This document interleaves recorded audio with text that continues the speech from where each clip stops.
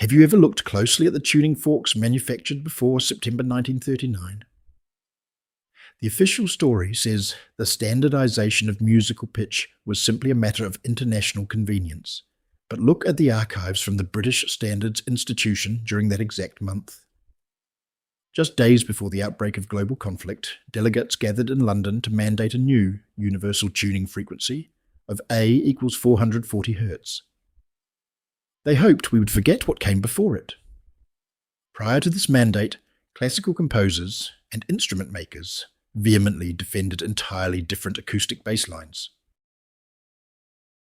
Look at the documented French diapason normal of 1859, codified into law to protect musicians from vocal strain by anchoring A to exactly 435 Hertz. Or examine the Verdi tuning of 432 Hertz, favoured by Italian maestros for its mathematical alignment with the physical dimensions of acoustic spaces. These were not arbitrary choices born of primitive understanding. They were deliberate acoustic anchors designed to resonate symmetrically with human cellular structure. The sudden forced pivot to 440 Hz introduced profound inconsistencies into the very fabric of our modern audio environment. Why isn't this taught in schools? The systematic replacement of natural resonance with an artificially sharp pitch was not a coincidence. I found funding records from the early 1930s linking the Rockefeller Foundation to acoustic research aimed at controlling crowd psychology through mass media broadcasting. They poured grants into the Radio Corporation of America and the military-industrial complex to study how specific audio frequencies could induce mass anxiety. The legacy of this research is broadcast directly into your ears every single day. We were told that 440 Hz provides a brighter, more brilliant sound for the modern concert hall. But the archives show otherwise, detailing unexplained spikes in neurological agitation when test subjects were exposed to this specific wavelength for prolonged periods. Your brain feels broken because it is constantly processing a microscopic, hidden dissonance. The natural acoustic boundaries of our world were quietly redrawn while humanity was distracted by the onset of war. I wasn't looking for this acoustic manipulation when I started reviewing early 20th century broadcast patents. I was simply trying to understand why modern audio fatigue is a documented clinical phenomenon. But beneath the surface of official musicology lies a disturbing collection of anomalies regarding how frequency dictates human consciousness. The truth about what they did to our music has always been there, vibrating right in front of us. We just forgot how to listen to the silence behind the noise. I started pulling original filings from the United States Patent and Trademark Office. Look at US Patent 2038755, granted in 1936, to researchers affiliated with the Radio Corporation of America. The official story says this was merely a breakthrough in vacuum tube amplification, but look at the schematic notes. The engineers specifically optimized the broadcast transmitters to peak at the 440 Hz frequency band. They deliberately suppressed the lower acoustic basslines, labeling them as undesirable interference. This is not a coincidence. The paper trail leads directly to the first week of September 1939. While the public was paralyzed by the invasion of Poland, a bizarrely timed acoustic committee convened in London. I found a buried clipping from the September 6th edition of the Musical Times. The reporter noted the extreme haste of the proceedings, describing the atmosphere as closer to a military tribunal than an arts council. The German and British delegates unanimously agreed on the new acoustic standard while their armies mobilized. Why were hostile nations cooperating on musical pitch on the eve of global destruction? The answer lies in the declassified archives of the intelligence apparatus.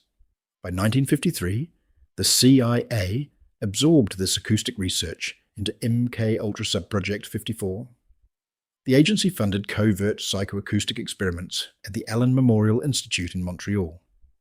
Declassified financial ledgers show they were blasting mathematically sharp frequencies at captive patients to map the breakdown of cognitive resistance. The anomalies in their clinical notes are absolutely chilling.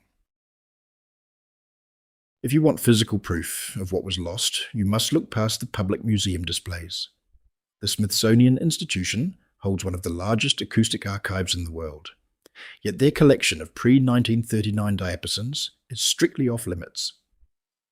Researchers who request access to the 19th century tuning forks are routinely denied, citing fragile preservation conditions. I managed to secure a leaked inventory list from the National Museum of American History. Every single tuning fork manufactured before the mandate is categorized as a restricted artifact. The financial backing for this global acoustic shift reveals a deeply troubling agenda. I traced a series of obscure grants from the Federal Reserve Bank of New York, issued in 1937. They funneled thousands of dollars into the Columbia University Radio Club to study the physiological effects of broadcast audio on consumer behavior. Why would the central banking system care about musical pitch? They understood that a population kept in a documented state of low-grade neurological agitation is highly susceptible to impulse and suggestion. The artists of the era knew exactly what was being done to their craft. The inconsistencies in the official Labour narrative are glaring. We are told the massive American Federation of Musicians strike of 1942 was simply a dispute over recording royalties. But read the internal union newsletters from that summer. Union President James Petrillo repeatedly warned his members about the mechanical sterilization of sound. He argued that the new broadcasting standards were physically damaging the brass players. They hoped we would forget this resistance. I uncovered the documented resistance of the European acoustic community that followed the war. In 1948, French musicians attempted a massive revolt against the imposed international standard. Read the scathing editorial written by musicologist René Dumenil in a forgotten issue of Le Monde. He accused the international broadcasting commissions of committing a crime against human biology. Dumenil wrote that the forced elevation of pitch was tearing the soul out of the music. It left behind an aggressive metallic shell that exhausted the listener. The transition required the systematic physical alteration of millions of instruments worldwide. You cannot simply tune an antique piano up to 440 Hertz without severe structural consequences. The increased string tension literally tears the wooden soundboards apart. Throughout the 1950s, major manufacturers initiated massive recall and retrofitting campaigns under the guise of modernization. They quietly replaced the internal bracing of grand pianos and melted down older brass instruments. Why isn't this massive destruction of musical heritage taught in schools? This sudden shift even fractured the architectural world. The great symphony halls of Europe and America were mathematically proportioned to resonate with the old acoustic standards. When the new, sharper pitch was introduced, these legendary spaces suddenly developed dead zones and harsh reverberations. Official city records from the 1960s show that millions were spent on acoustic dampening projects. The blueprints of historic venues like Boston Symphony Hall were quietly redrawn to suffocate the harshness of the new frequency. The physiological toll of this shift was immediately recorded by medical professionals, though their findings were quickly buried.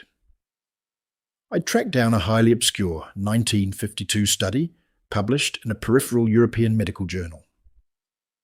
The researchers documented unexplained spikes in cortisol levels when subjects listened to orchestral music tuned to the new standard.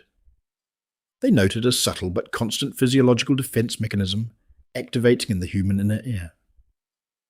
The hidden dissonance of our modern world forces our nervous system to remain perpetually on guard. The evidence pile is simply too massive to ignore. We have the patent filings, the rushed international mandates during wartime, and the covert intelligence funding. We have the physical destruction of antique instruments and the redrawn architectural plans of our greatest concert halls. The official story says this was all done for the sake of clarity and brilliance. But the archives show a calculated effort to untether humanity from the natural acoustic boundaries of the earth. The legacy of this manipulation is the constant vibrating anxiety of the modern age. We carry the legacy of this acoustic manipulation in our pockets every single day.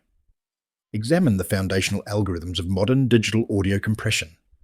Patent US 5040217A, filed for early psychoacoustic encoding, specifically targets human auditory masking thresholds using the 440 Hz baseline as an absolute mathematical anchor. Every commercial streaming service and digital radio station forces this artificial frequency directly into your nervous system. The hidden dissonance is no longer confined to grand pianos, as it is pumped directly into your earbuds during your morning commute. This inescapable exposure has documented physiological consequences that go far beyond simple irritation. In 1989, British biophysicist Dr. Colin McClare published a highly controversial paper on the resonant frequencies of human cellular communication. He discovered that our cells exchange vital information through highly specific electromagnetic and acoustic vibrations. When subjected to the mathematically sharp standard, the cellular signaling efficiency in his laboratory samples dropped dramatically. The official story says modern music is harmless entertainment, but look at the biological reality. We are unknowingly bathing our cellular structures in a frequency that actively disrupts their natural communication. You must ask why this fundamental biological interaction is completely absent from modern medical curricula. If you open any standard collegiate music textbook published after 1960, the turbulent history of acoustic tuning is reduced to a single dismissive footnote. They frame the harsh standardization as a triumph of modern globalization. Why isn't this taught in schools? The systematic erasure of this history protects a massive corporate entertainment complex. This engineered agitation translates directly into modern consumer behavior and economic compliance. A declassified 1974 consumer psychology report from the Stanford Research Institute analyzed the shopping habits of citizens exposed to continuous background music. They found that the sharp audio standard induced a mild state of sensory panic, which reliably increased impulsive financial transactions by 14%. Retailers and banking institutions rapidly weaponize this biological vulnerability. We are paying a hidden biological tax every time we enter a brightly lit shopping center. Acknowledging the physiological impact of commercial pitch would require admitting that our entire auditory environment is engineered for agitation. They hoped we would forget what natural, grounding resonance actually feels like. The anomalies found in modern psychiatric data correlate perfectly with the rise of amplified, mathematically sharp audio broadcasting. The World Health Organization recorded an unexplained exponential spike in global anxiety disorders beginning exactly in the late 1950s. This aligns perfectly with the total market saturation of standard pitch radios in domestic households. The inconsistencies surrounding this global acoustic shift are simply too precise to be accidental. We are living inside an unprecedented, multi-generational experiment in mass psychological destabilization. The biological blueprints of our cognitive well-being were quietly redrawn nearly a century ago by intelligence agencies and corporate conglomerates. I ask you to carefully consider the staggering scale of effort required to silence the natural frequencies of the earth. If a minor shift in musical pitch can elevate human cortisol, what else are we blindly consuming? This is not a coincidence. The forced removal of natural harmony was a calculated mechanism of behavioral control. The constant tension you feel in a modern city and the underlying exhaustion of daily life both carry a specific acoustic signature. I urge you to seek out the forgotten recordings, find the unadjusted antique instruments, and feel the profound difference in your own biology. The declassified archives are waiting for anyone willing to look past the official narrative. The truth was always there, we just forgot how to see it.